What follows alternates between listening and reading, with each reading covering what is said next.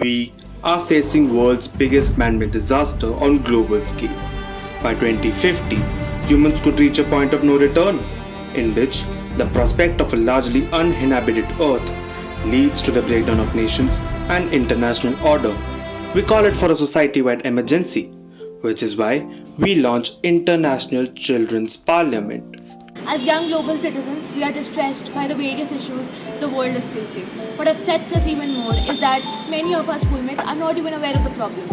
This led us to come up with the idea of starting a children's parliament in our school to start by educating the very young generation. We started discussing an idea to start a club wherein children get to talk and find solutions to important global issues.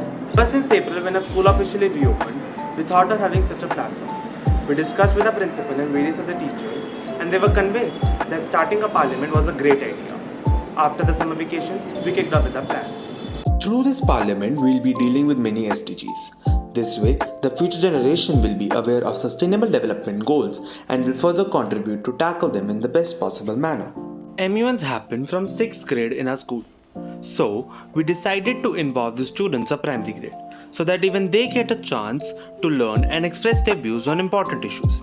Since children were the ones speaking, we asked them what issue they wanted to talk about. They unanimously responded with the thought to talk about environmental problems. Soon after, we were invited to take part in the Innovation Challenge.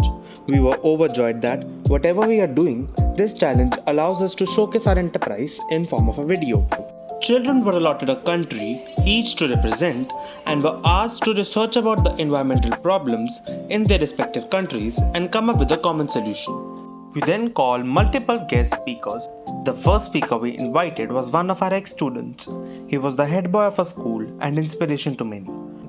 They understood what a parliament was and the important role they played as a member. I participate in MUNs, and in one such event, I got to learn under Sayanaba sir as my executive board. We contacted him and he readily agreed to play the part. Sir highlighted various things and all the people, including our team and teachers, were intrigued by his vast knowledge. After this, what did we do? What was the next step? We had meetings with the deputy and speaker of the parliament. We presided over the meetings and we had a very fun and interactive session. Are you wondering what changes this parliament brought in these students? Let us take you to some parents.